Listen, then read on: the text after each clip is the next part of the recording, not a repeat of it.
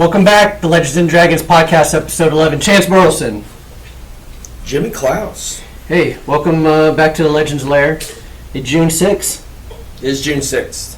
Is it? June 6th. It is June 6th. 80 years ago today, D-Day. Was that on June 6th? It was. To our military members out there, thank you for your service.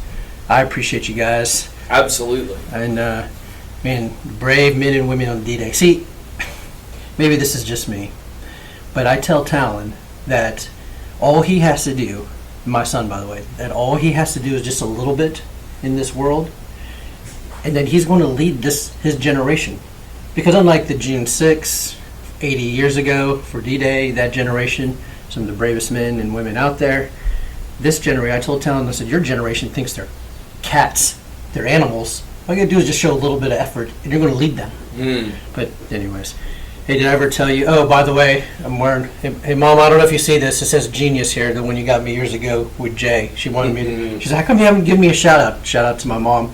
Thanks for giving birth to me and sleeping with Dad. Yep. Did I ever tell you my DC story? That's how that happens. That is how that, boys and girls. That's how that happens. Yep. By the way. So years ago, I was fortunate enough to receive tickets for the family and I from Congressman Pete Sessions. If you're listening, if you're a what is the word? I'm looking at. If you're a fan of the show, thank you. But giving us tickets to DC to go to the House of Representatives, to the White House, to at the FBI. Okay. So we got these pretty cool. Tours. So my cousin, they live there on Embassy Way in Washington D.C. So I was able to hang out with them. But we were at the FBI. We were at the FBI tour, and man, it was amazing. And of course, Journey, Miriam, and I we're lagging behind the rest of the group. I mean, the rest of the group is speeding by, but we have a retired FBI agent, or maybe he's still active, but he's about to retire. Old guy, but really cool. Well, we're looking at all the stuff. Man, they have excellent. Like little cameras, man. It was really cool, like spy stuff. Like they were telling us a story. There was a little clip of this Russian couple, husband and wife, that were living in the Hampton Roads area where I grew up. And when they were captured, when they were so cold, like even though they had kids together, they were not turning. They would not talk. They were so ice cold. The FBI said it's like mother country. Like it was all country first. But anyways, so we were lagging behind the group, and there was this guy that goes into this office. You can see it's kind of glass windows and stuff. And Miriam goes, "Hey, what's in there?" And he goes, "Oh, do you guys want to come check it out?" We were like, "Yeah, absolutely." And the FBI guy that was over the tour had never been in this room. So we go into the room, and they're cataloging stuff like the Oklahoma City bombing. The things, the models of the truck and stuff, or the interview for the court case was there. They had money from D.B. Cooper. They were cataloging. They had the face mold of Whitey Bulger. Mm-hmm. They had the gun for Whitey Bulger. They were cataloging. They let me hold the gun. Wow. And I'm like, man, my fingerprints are now on this gun if anything ever happens.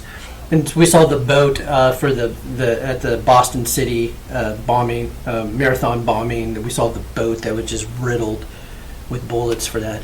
But anyway, so we do this. I mean, it's an amazing tour, great opportunity. Oh, and they were cataloging the pen from Hoover. That it was the last pen, or it was the pen that he signed the last FBI trainee. And it just so happened that the guy that was giving us the tour was the trainee. And he didn't know. He was like, I've never been in this room. Anyways, all that to say, later on that night, we meet up with my cousin and his wife, who's from Armenia. And so they were like, hey, let's go to this Russian restaurant. Like, okay, cool. So we go to this Russian restaurant.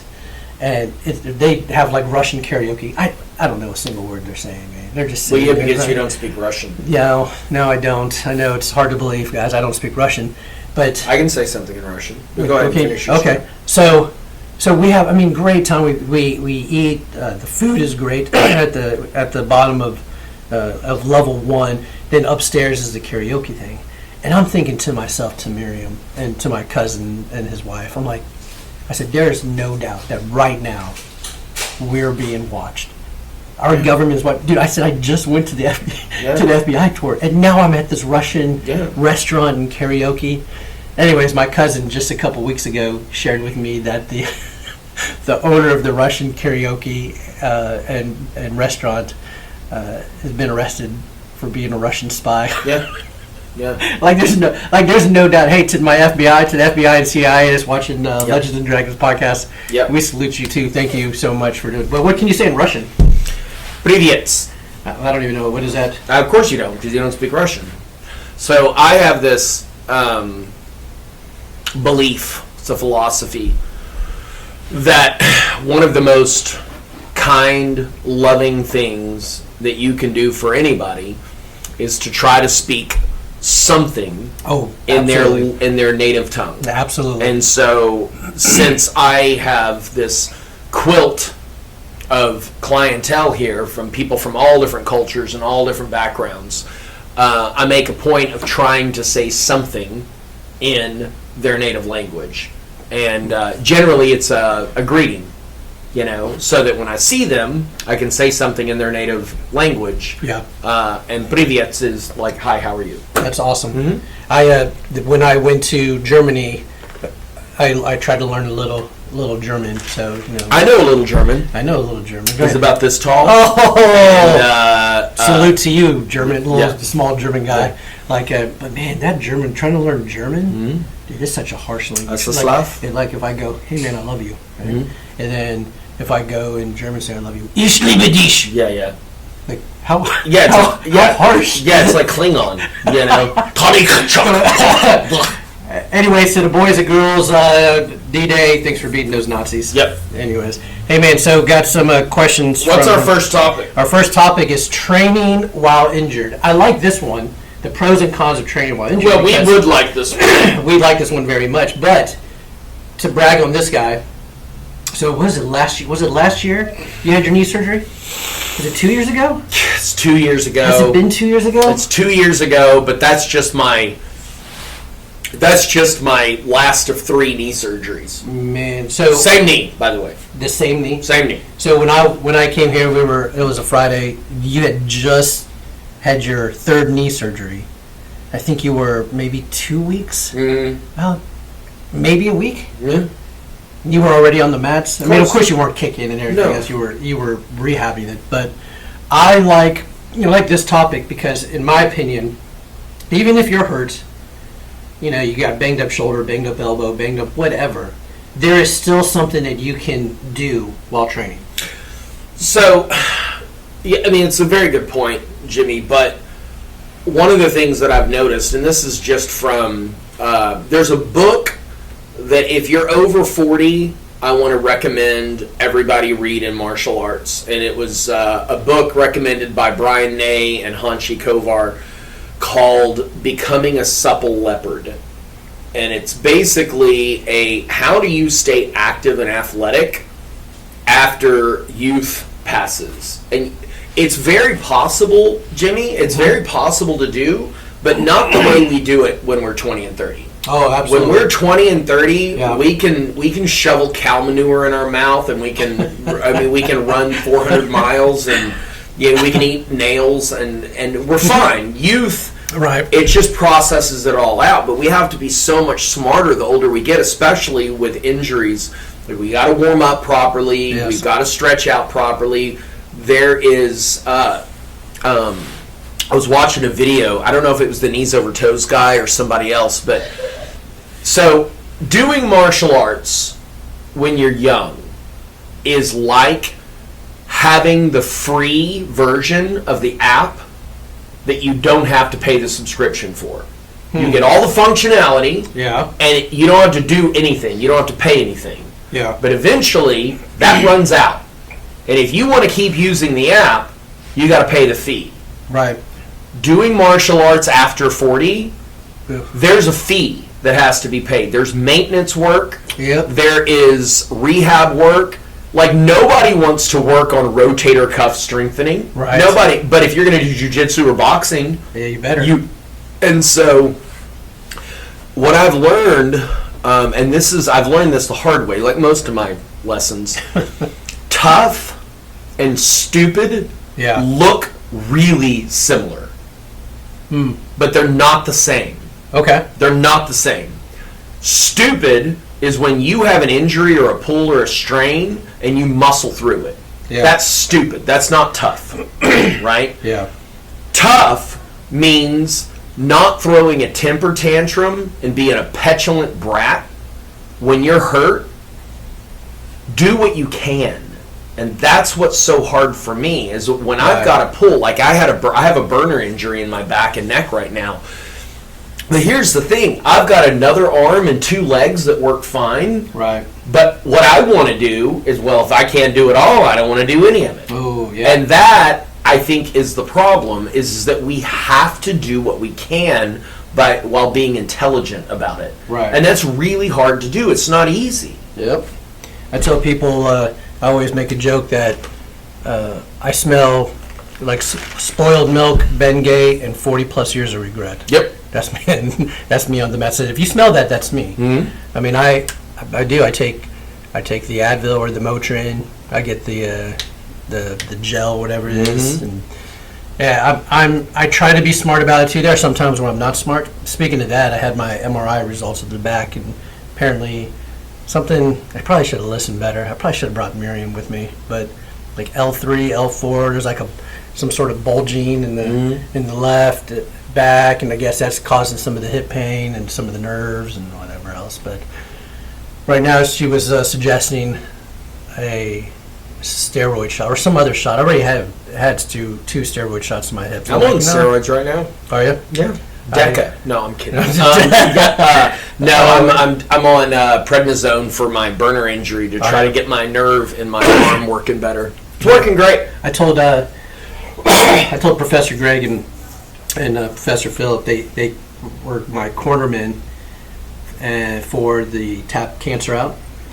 And so I looked at these dudes. So I made weight, of course, in the heavyweight category. And some of these dudes were, like, I promise you, and I know it was a fundraiser, I know it was for charity thing, but there was I should protest, because those dudes looked like they were like ultra supreme plus heavy, just, I mean, so big. I mean, Greg it's was like the joking. cast of Game of Thrones. Yeah. Greg was joking. He's like, "Man, Jim, you got the TRT category," and I was thinking that I was going to fight, guys, 40 plus. Now I had dudes 30 plus in my ring, and I don't think I'm a small guy, but those guys made me look really small, and they absolutely just trashed me. I was submitted with 50 seconds left in my first fight, and I lost by points in the second fight. But I mean, it was a good experience. I love doing it. I love competing, and we'll talk about that in a second. But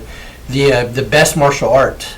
Somebody asked or our buddy Mike Hanlon, who's a friend of the show, asked, what is the best martial art? And I was thinking about that last night when he threw that question. And here's my answer. Yeah. It's the one that works. Okay. That's the best martial art. And the one that works for the moment you're in. Now, granted, in training purposes, I was looking up some of the stats, the UFC stats. What do you think is more tend to fight? Is it submissions or is it knockouts or TKOs? What do you think? Any given day. So my answer to that question is really, it's similar to yours, but it's a different answer. There isn't one. Ooh, okay. How so? There isn't one best martial art. Okay? Think about tools. Okay. Okay? If you are a construction worker or you're a mechanic, right? Mm-hmm. You have a tool belt or a toolbox. Yeah. Okay? Kind of like your answer, the best martial art is the one that is the most effective for what you're trying to do. Yeah. Okay? So, if what you're trying to do is to pacify and restrain someone, Taekwondo is the wrong tool. Right, absolutely. It's the wrong tool for the job. Right. Okay? If you're trying to, you know, if you're trying to knock someone out, a concussive knockout, an impact knockout, Yeah. jiu-jitsu is the wrong tool for the job. Right. Now, not that you can't put them out, Correct. Yeah. but you're not going to concussively knock them out with Right. a blow. Right. So, you know, one of my construction friends said that the tools that he can't live without in a construction project are a giant flathead screwdriver and a box of drywall nails. He's like, I can make just about anything work with a box of drywall nails and a giant flathead screwdriver, because you can use it as a wedge, you can use it as a pry bar, Right. you can use it as this, you can use it as that, Yeah. and you put enough drywall screws in anything, it'll hold it. Right. But I think that all martial arts, no, that's probably being excessive. I think some martial arts exist for health and aesthetic reasons. Okay? I agree with that. I believe that Tai Chi is incredibly effective at longevity and health and breathing and balance. The movements maybe have their roots in martial arts, but to train in Tai Chi, thinking that you can go into a cage and use that, like, direct translation of that, I've seen a lot of people get knocked out that way. Right. Now, you and I both are big believers in jiu-jitsu. Yes. Huge believers in jiu-jitsu. Yes. Now, I have a challenge for you. Okay. Using nothing but jiu-jitsu, street fight 3 people. Ooh. That's not possible. I don't think that's possible It isn't possible. at all. Because if I have grips on one, guess what? I have 2 others. If you had one grown man and 2 12-year-old boys, I still get destroyed. they would still, Yeah. you know what I mean? Yeah, they would still beat me. And so I just think that there isn't one best martial art, and that if you're a martial artist, you owe it to yourself to get real. Now, I think Muay Thai, some really solid Taekwondo, boxing, and I don't think that you can call yourself a relevant martial arts unless you do jiu-jitsu. Yeah. I really think you have to do jiu-jitsu. I think you're kidding yourself that you're going to be able to knock everybody out. Yeah. I agree. But the other thing is, I think the Ninja Turtle weapons, Yeah. I think they're super cool. Right. I do. I think they're super cool, Jimmy. Yeah. I really do. I have a hard time wrapping my brain around throwing a whole lot of time and energy into learning a staff and nunchaka and stuff like that, when I could throw my energy into learning Kali and Eskrima, blade work and stuff like that. Right. Only because I can carry those with me. I can carry a stick in a folder.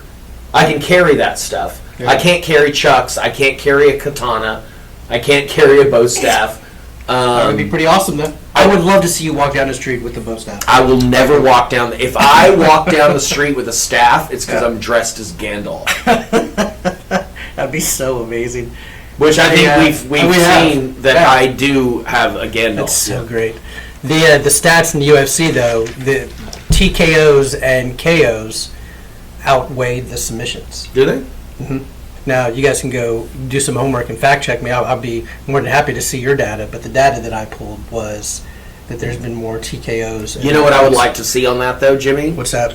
Is that how many got the TKO or the knockout through grappling maneuvers? And you know what? I was thinking about that too, because some of the TKOs that Are on I've the seen ground. on the ground, and they're just ground and pounding. Because they're in a mount. Elbow, Because they elbow. understand jujitsu. Absolutely. Yeah. Right, the grappling thing. And that right there, which I didn't pull data, but I thought about that when I pulled the data, was watching the UFC. How many times? Yeah. I would like to see how many of them were just from stand-up, being both on their feet. Right.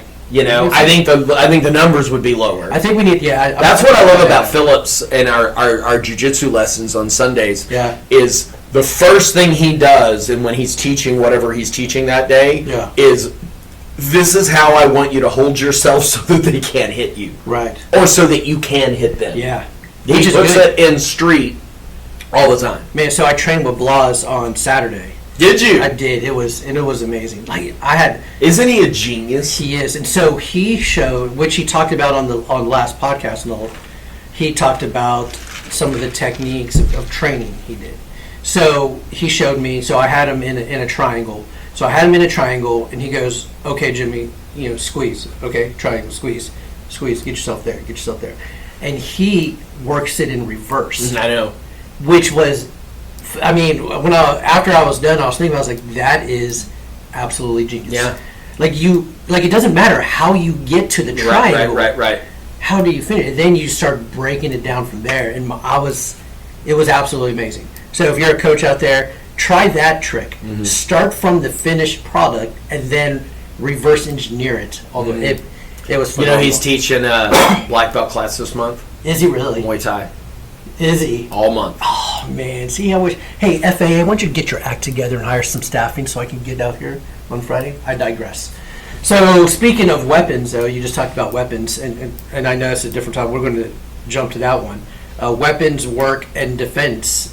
Defense against myth and reality. Mm-hmm. So, and I know that you have helped me when we talked about this on previous podcasts, how you helped me with knife work for my kata or for my self-defense. And I still remember you telling me no one wins in a knife fight. No one wins in a knife fight. And I was thinking, yeah, I mean, someone's going to get stabbed. No one wins. Not no one wins. No one ties. Oh, no one ties. There are no ties in a knife fight.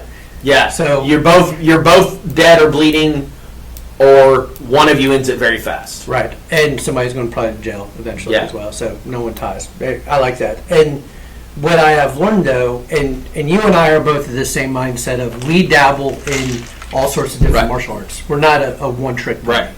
So learning the knife defense from you, at least getting the hand movement. I'm a big believer in the hand repetition. Talon, real big on the bow staff. He does it more for show. I would, not that I would ever want to see Talon fight using his bow staff kata. Maybe secretly I do. I want to see how that would turn out. I think weapons, of course, if you're in the line of work, if you're a Leo or military member or anything that security, that you should obviously you have a gun, but then you have your baton, you have, it in a fight, anything can be used as a weapon. Mm-hmm. Anything. A penny, this cup, the mics, the cords, anything and everything can be used, and that's, at least in my opinion, can be used as a weapon. So what are some of the myths, though, that you have you, over the years when you have trained, knife work or Kali or something like that, what are some of the myths versus reality? I think a lot of the myths stem from movies. Yeah, that's true. Like for instance, in the movies, when somebody gets hit with an impact weapon like a bow staff, or like you'll see people fight with a staff, and you'll see somebody get hit square with a staff across the face. Yeah. And then they keep fighting for 5 minutes. Right. Okay. Yeah. Like that doesn't happen. That just doesn't happen. One of the other myths that I find just fascinating is when people will keep fighting through like getting stabbed in the ribs. Getting shot in the leg, and they're like, I'm just going to limp through it. No, you're not. No, you're not going to limp through it. You know what I mean? Right. But I think the effectiveness of a lot of weapons, there's a lot of myth versus reality when it comes to martial arts weapons, that for some reason Asian farm tools are more effective than a hammer or a baseball bat. Yeah. Does that make sense? Oh, absolutely. Yeah, like the myth of, because it was a tonfa, or because it was a sai, that it's got some sort of mystical property. I think that, again, that's why I love the Filipino martial arts. Yeah. Is they're just using the stuff that they were already using. Right. they had rattan growing everywhere, and they used machetes to chop it down. So we're going to fight with rattan and machetes. Yeah. You know? Let's do it. So, like, in modern times, we had a lady on her last belt test do a self-defense skit, like kata thing. Yeah. And she grabbed her phone. She had her phone in her hand. Yeah. And she put it on the guy's throat and hit it like that against the throat with the phone. Yeah. I'm like, that's brilliant. Yeah, that is. You know? Absolutely. So, yeah. I love the art of deception as well. Mm-hmm. Right? So when I was working with Shandy, and when I was with some of the adults over at Excel fighting, I always teach them like the art of distraction. Right? I mean, if you're going to get in a fight, you see the whole handkerchief scene from Karate Kid 2. He drops a handkerchief and he gets down the knee and he hits him in the groin and stuff. But even when you're fighting, if you throw this hand out there, your opponent's going to look at it like, what is this hand doing? And then you have this hand to strike. I love it. I mean, and every time I hit one of your students with it, they're like, I can't believe I fell for it again. Well, yeah, you fell for it because when you're fighting, you're seeing that out of up in the valley, you're following it, and then, hey, everybody, it's a magic trick. I love it. I was just looking, the best, who are legit martial artists in cinema? What's up? More now than used to be. Martial artists in cinema? Oh, yeah. So I had to I always mess up the name, I don't even remember. Tom Hardy. Yeah. Venom. Yeah. He's a jiu-jitsu. Is he a purple belt? A blue belt, maybe? No. I've seen some of his fights, so of course. Higher than me. Yeah, he's like, that dude could probably, absolutely, he would be, everyone could beat me up in jiu-jitsu. So there was another actor I was trying to find as well. Big, black, strong dude. Man, what's his? I know who you're talking about. He's Drax from the Marvel. No, he's not Drax. Yeah, but he's in jiu-jitsu too. He's like a purple belt. Drax from from the Avengers. Guardians of the Galaxy. Yeah. Yes. Man, what's it? I know he's like his name is Bone or whatever is in the fight.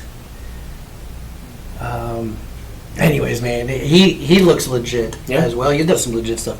Steven Seagal. Get off your phone, Jimmy. Steven Seagal. I know. What do you think? Tell me about Steven Seagal. Legit, man. He's legit. When I was 9 years old or 10 years old or however, and my old man used to put that on, I was like, man, look at Steven Seagal, man.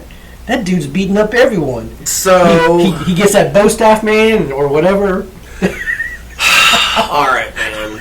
So why does Steven Seagal bother you so much? All right. The problem is that I have kind of insider information. Love it, man. I love the insider information. Go on.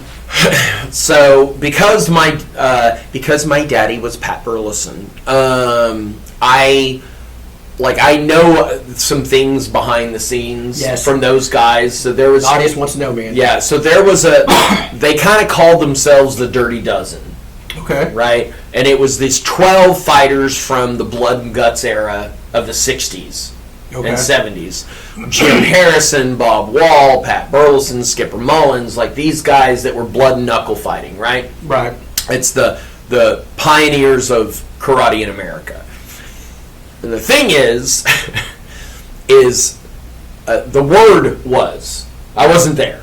Okay. But that Seagal kind of fell for the myth of Seagal. Okay, because of all the movies, and then there was this, I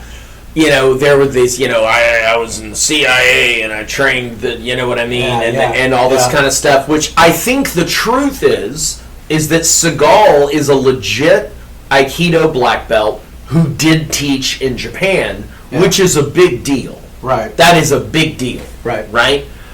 And then he made movies. Right.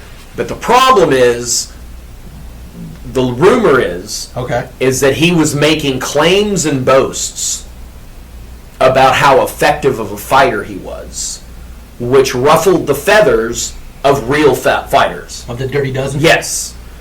And so they issued a challenge. It was on Black Belt magazine cover. Okay. They issued a challenge. Yeah. Any one of us 60, 70-year-old people Be happy to take you on. Crickets. No. Yeah, I wouldn't. nothing. So, Huh. again, I don't know. I know that the challenge was issued because I saw it on the magazine cover. Okay. Okay. Yeah. I don't know for sure if he made the claims, Right. but that's the impression I'm getting, is that he made some really cool looking movies. Yeah.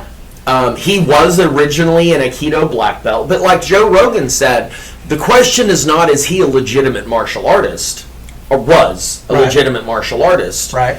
The question is Aikido by itself an effective martial arts in a fight? By itself. Yeah. Is it effective without anything else?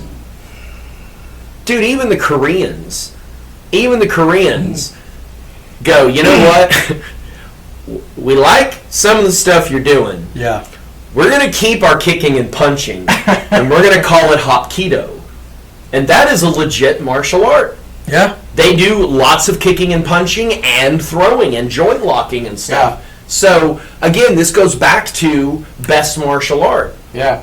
Aikido, Jim Harrison told me this when we were having lunch or breakfast with my dad. He was an Aikijitsu black belt. Yeah.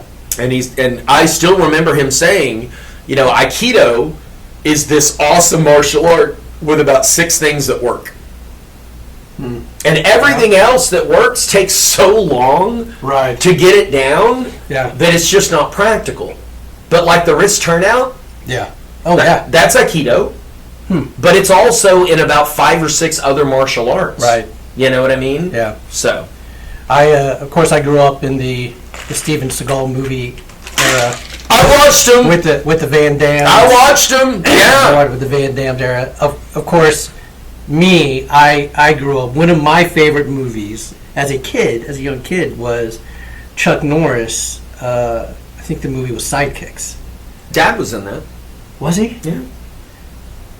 It was I an don't extra. know. I mean, he didn't. Well, sure, yeah. No, that's pretty cool. I mean, that movie. So right was there, George Minshew and a bunch of old guys. Oh, really? Chuck was really good about that. He got his buddies. In the And movie? yeah. Oh man, see, Yeah. see, that's what I love about. That's what I love about Mr. Norris. There is like I want to see my friends, and I want to bring my friends along. Like I love. There's plenty of room at the top, boys and girls. Stop trying to put everybody down. Bring them up with you. So this is that you raise an interesting point. Did you know that the roots of kung fu movies don't come from martial arts? Where does it come from? It comes from like a Chinese opera stage performance.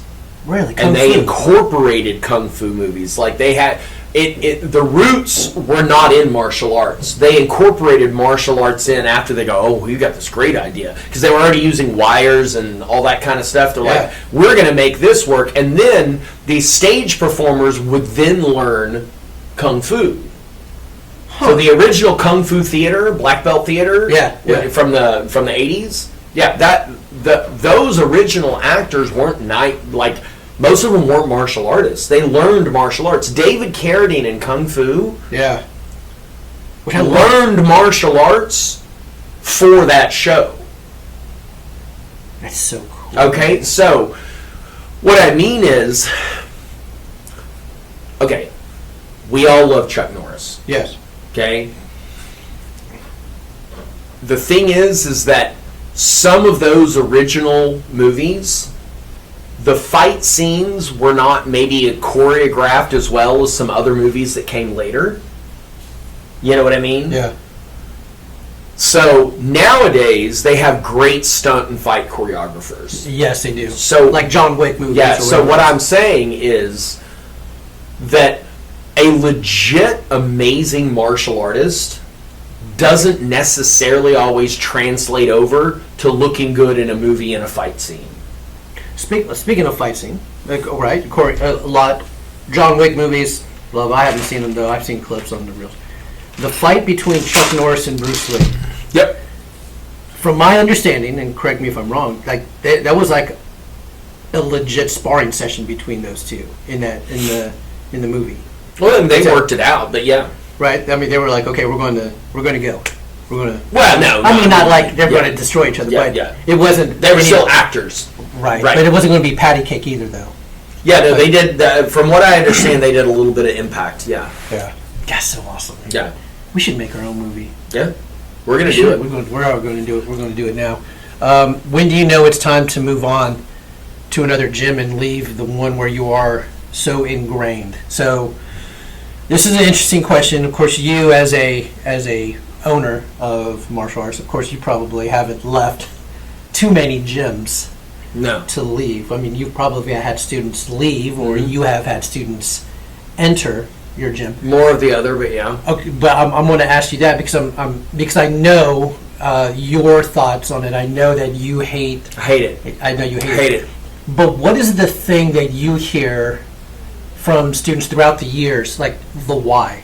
Like, why did they choose to leave? Why did they? And, I mean, if you don't want to answer, I don't want to put you on the spot with it because we probably have friends that do it. Now, as a student leaving a gym, I just recently left a gym. And I left the gym because I had my loyalty, if you will, to my teacher. The reason why I went there was because of the teacher, not because of the brand, but because of the teacher. So once he left, I left as well. There's no, so that was for me a reason why. Not that I was ingrained, but because I had loyal. Like if you left, if I was training at Legends and you left, I'm not here for Legends. I'm here to learn from Chance Burleson. I'm here to learn from Miguel Valdez. But what is some of the feedback that you get from families or students as to why they change schools?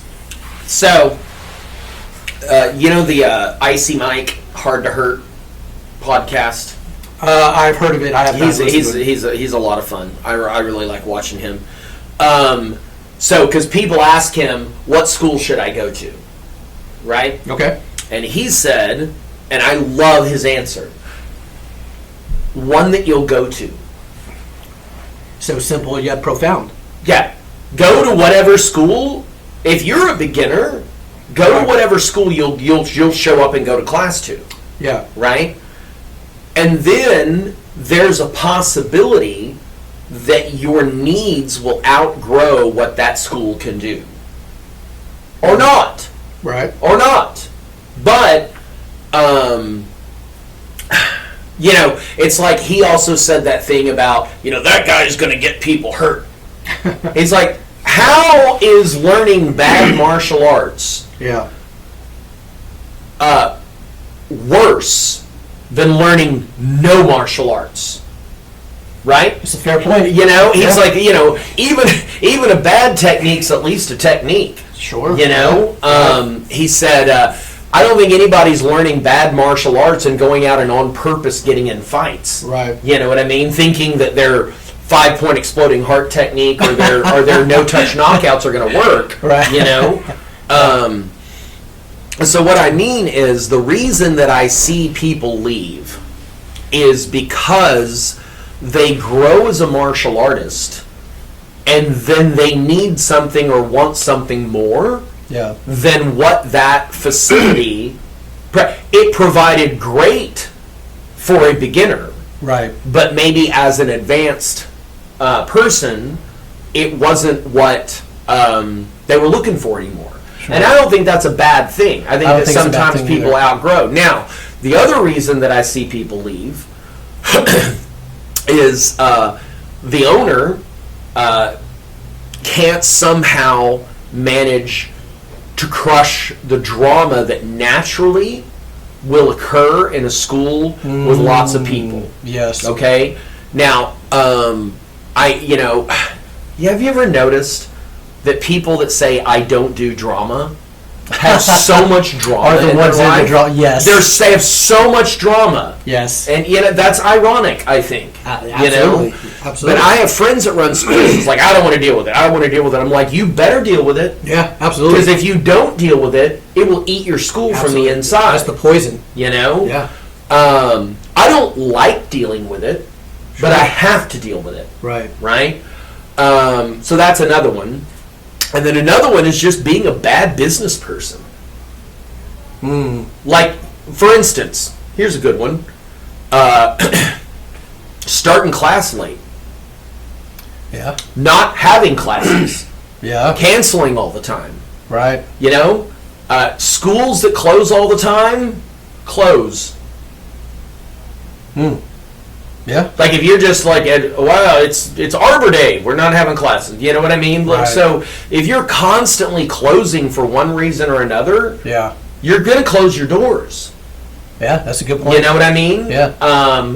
Because what I've noticed is that if you close all the time Right. for random reasons, why are you still charging the same thing in tuition? Yeah. If you're giving a whole lot less instruction all the time for kind of arbitrary reasons, Yeah. but yet charging the same thing, especially if you're locked into contracts. So, Yeah. like, one of the things that I try to do is I try to do business in a way where, as a consumer, I would rehire someone like me. Right. Like, Yeah. would I do business with me if I was a client?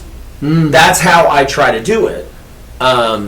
And so these are just random reasons over the years that I've heard. That's good. But what I really love about your business model that you have is that you do not remain stagnant. You continue to seek ways to improve. Oh gosh, You yes. seek outside counsel Yes. from those that may or may not be smarter than you. They're all You smarter learn- than me, Jimmy. But you learn. But when I say may or may not be smarter than you, you've also learned from the bad examples. You've learned from that. Oh, so yeah. so like what I tell my kids is, you can learn even from a bad example. Well, you better. Because Or you'll be one. Absolutely, yeah, absolutely. You don't want that, but I do like the way you have not remained stagnant. You continue to grow, to seek to get better, and yeah, you hit the drama head on, unlike some other folks. who- I have to. I have to. Yeah. I have to. Right, and I know, man, listen, man, I know your heart, and I know that when a student probably, if there was a school right across here, across the parking lot, and they're like, you know what, I'm done with this school, I'm going to go over to Chances over at Legends. You don't. I don't. I poach. hate it. I Yeah. hate it. I I know. hate it. I don't want to get. But here's the thing, Jimmy. I'm in the service business. Right. Yeah. My job is to serve the students that come on my mat. Right. And I don't want to turn somebody down. Right. But I always reach out to the school owner because, first of all, Right. I make a point of being friends with everybody in the area that runs a school. Yeah. So if one of their students comes to me, Right. the first call I make is to that school. But what I love about you though is let's say I was done with Master Valdez, like, oh man, Which is it's never not- gonna happen. It's not going to happen. But let's say I am. Oh, I'm done. I'm going to go over there. You know what you have done, and what I know you will do.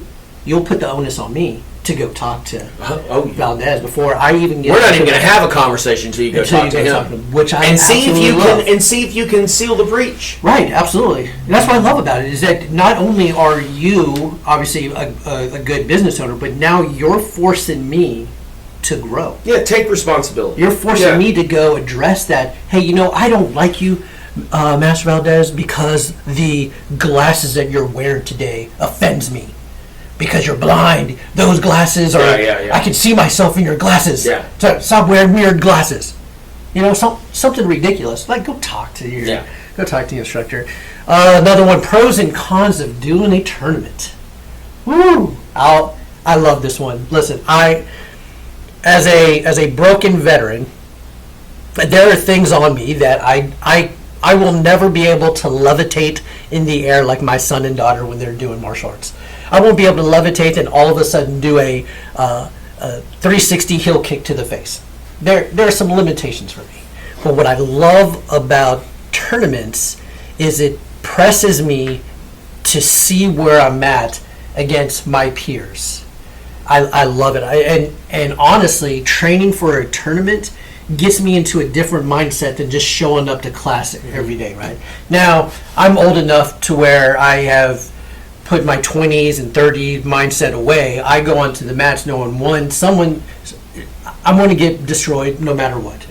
We talked about egos last week. I think, yes, I go in there with Nico, like I'm a big, strong guy, but at the same time, I don't walk onto the mats thinking everyone on the mats I can destroy. Right. I want to learn something. So training and prepping for tournaments only gets me into the mindset of just competition. I love it. I love the competition. I have won some competitions. I have lost competitions. I haven't won a jiu-jitsu tournament yet, but I'm getting better. I'm a lot better than I was at my very first one, and it's just a measuring stick for me. Unfortunately for me, and maybe some of you are like this, I feel like I'm always chasing a ghost. And I don't know if it was just because of the trauma and the dysfunction I grew up in, but I hear the voices of, you're not very good.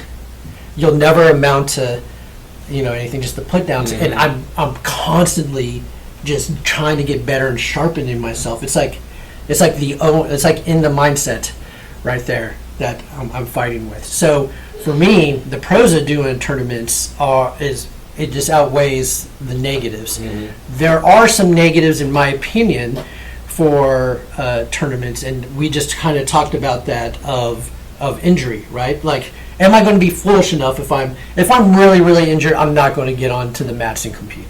Like, I'm not going to get out there if I have a busted up or a sprained ankle or a sprained knee, or I'm not going to go out there and try. I have nothing to prove to anyone. Mm-hmm. It's not going to, when I'm on the mats, I'm not proving my word. I don't care about what you guys think. Like, oh my goodness, I don't. Like, oh my goodness, like if I have to tap, I'm tapping. Right? You have to learn from that. But as you've done tournaments throughout the years, give me some of your pros and cons of tournaments. So you're catching me in a transitional phase. Okay. What transitional phase? All right. So we formed a league a few years back, and I have always done tournaments. I've done inter-school tournaments. I've promoted tournaments. I started promoting tournaments when I was like 17, 18, because I grew up in tournaments. Sure. And I'm talking about open karate, point fighting. Right. Traditional kata, point fighting, and that's where those are my roots. Yeah. Okay. And before anybody wants to besmirch point fighting, I would like to point out that Stephen Thompson, Raymond Daniels, and Ross Levine are all originally point fighters, and they're unbelievable knockout artists now and MMA fighters, right? Right. So there is a legitimacy to being a really good point fighter. Yeah. Okay. That being said, I ran tournaments for the last couple of years, and I still go and help my friends run theirs. Yeah. But last year, I promoted my very last tournament that I will ever promote. Really? I will never promote another tournament ever again. So, you know how I do business. I absolutely know how you do okay? I like to offer a very premium product, and I charge a fair price for it. Yes. Okay? I am not a pushy salesperson.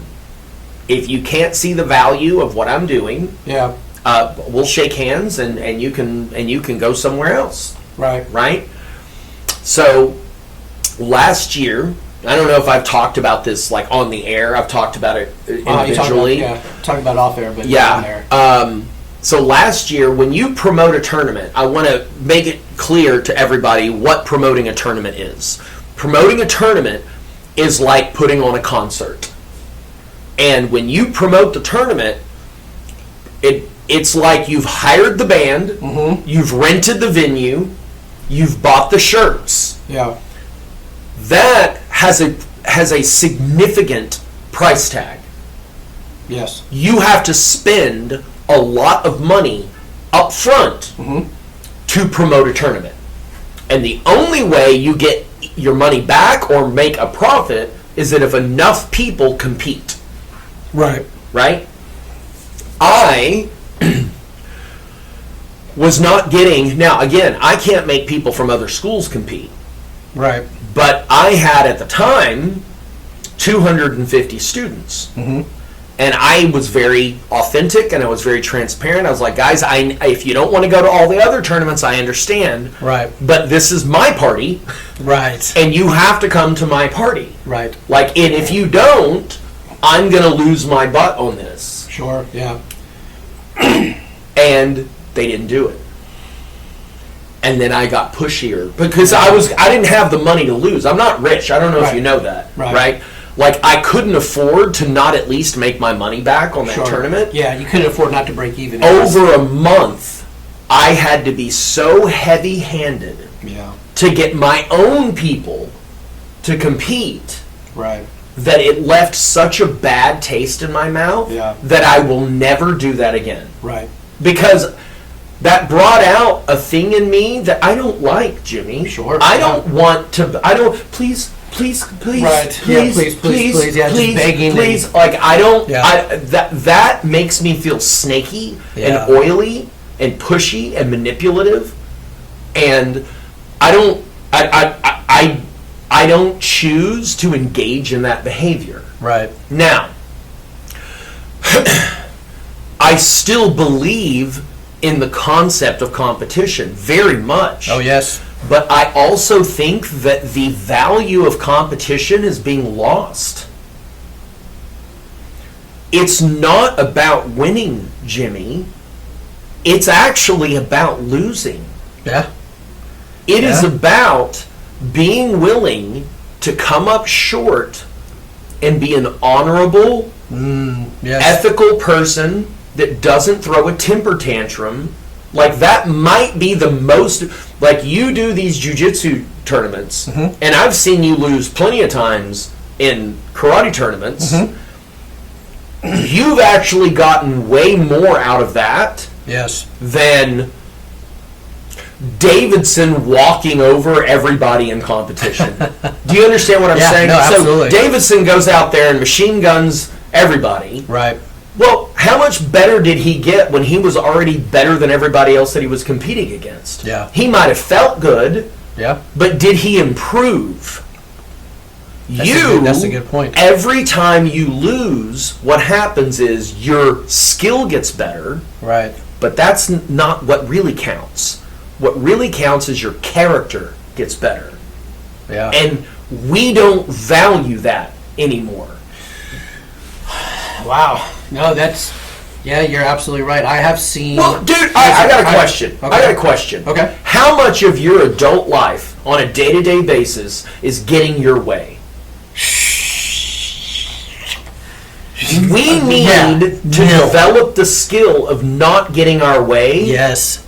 And competition gives us that, and we're missing it. We're stepping right over the value of what competition really is. Yes, we're about honing our skill, but it's about being an ethical, honorable person in the face of adversity. Yeah. And being, how about like when the judge doesn't call your point? Yeah. Okay? Yeah. And you smile and be respectful. And like, you grow as a human so much. Yeah. And why are we not tipping our heads to that? Because that's amazing. Right. Absolutely. Man, absolutely. I mean, you don't know the number of car rides I've had with my own kids who may not have gotten first place. Right. Now I have seen them grow over the years by. You see what I'm talking about? Absolutely, because I see I hate the idea of everyone gets a trophy. That is the most asinine thing to me. Like, everybody does not deserve a trophy. Like, I'm sorry that you didn't win third, second, or first place. I'm sorry you came in fourth. I'm not giving you a trophy because you came in fourth, right? There's something to strive. But if you come in fourth, you're going to hold your head up high. You're going to shake the hands of your competitors. You're going to say, good job. And guess what you're going to do? You're going to put in that work. Talon showed me this when he was maybe 9 years old. He lost. He lost in a sparring match. He was going for first place, lost. And instead of instead of giving up. Oh, and the bow staff. You see how good he is at the bow staff. His very first bow staff competition, he faced the wrong way. Landing, he ended up. Both of those times, he said, "Dad, I want to hit the dojo. You got the keys to the dojo. I need to go work." And he put in the work. See, again, I'm telling you, do not allow your kids to quit, and stop being such a sore loser, and stop giving all these dang kids trophies. You know who should get the biggest trophy? Who's that? The one that comes in last and then goes back and congratulates everybody that beats him. Oh man, that one should get the grand champion award. At tap out can't. Well, I could have got that. At tap cancer out. See, because the thing is this: when I'm on the mats with these guys that are about my age, there's a lot of people sitting on their couch getting fat and not doing anything. I already said choose your hurt. I'm congratulating these guys because not only were they on the mats competing, they gave it their all. They put in their work. I mean, of course, it was for a fundraiser as well at the last tournament, but they're putting in the work, man. I'm all about it. I want to kind of wrap this up because I can get on the soapbox about handing everyone a trophy, but proper mat etiquette. Now, it's funny because I have learned to bow into mats, bow into the dojo, bow into the mats. I have found myself bowing off the carpet, like at just tile and carpet. Tile and carpet. I find myself doing. I just kind of laugh at myself, even at work. If there's tile, I turn around and I'm like, what am I bowing? Especially at work. Get your act together, FAA. But anyways, so the proper mat etiquette for me, this is what I would say. One, stop stinking, dude. Stop the. It is summertime in Texas. It's going to be triple digit. We all might die. The sun wants to kill us. Put on some flippin' deodorant before you hit the mats, please. In jiu-jitsu, I'm bad about that. I'm very self-conscious for myself. Pop in a mint or a gum before you start or brush your teeth or do something to, like for me, like maybe I'm not going to breathe through my mouth because I know I've been drinking coffee or something. Wash your gi. For the love of everything, wash your gi. If you have to throw in some vinegar with it, do something. Like I have this gi that I washed. I mean, I have a couple gis now because I was like, I can't. I was starting to feel self-conscious. Like when it started to get all sweaty and stuff, I smell it, and I'm like, if I smell it, I know my competitor smells it. I don't want that at all. If you're sick, just the same thing. If you're sick, don't get on the mats. Stay off the mats. Wash your hands. Be respectful. I bow in and off the mats no matter what school. If I get invited, I want to be the most respectful person out there because I want to be invited back. I want them to say, Jimmy, hey, thanks for stopping by. You are welcome here anytime. That right there, that's my gold medal right there. I'm like, hey, at least I made an impact. Like Blas last Saturday, they were like, Jimmy, come anytime you want to come. I'm like, oh man, thanks guys, I appreciate it. Why? Because I'm not a douche. Yeah. Stop being a douche and be clean. Yeah. Good God. Anyway, go ahead, man. You know, about etiquette. I mean, everything you just said. We're in such close proximity of each other that you have to be freshly showered. You have to have deodorant on. Your uniform has to be clean. Your hair and nails have to be clean. Oh, yes. One of my big complaints is jewelry. Guys, okay. take your no jewelry. Yeah, take it all out. We do too much. Yeah. Of course, I'm a bower. Yeah, I'm a bower. Right. And I have some weird idiosyncrasies. I believe in like proper greetings. Yes. I believe in. I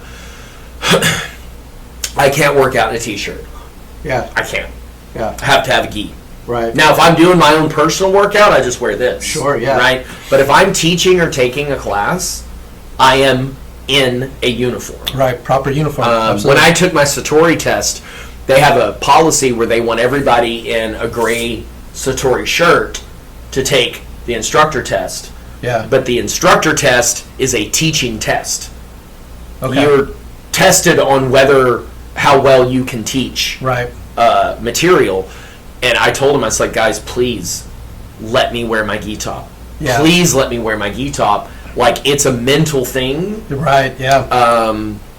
And yeah, so I mean, every school's going to have a different thing. When I walk into a school that isn't mine, I bow when I walk in the front door. Yeah. And here's a really good one that I think everybody should adopt all the time, no matter what, whether you're in martial arts or not. And I learned this from my buddy Matthew Brenner.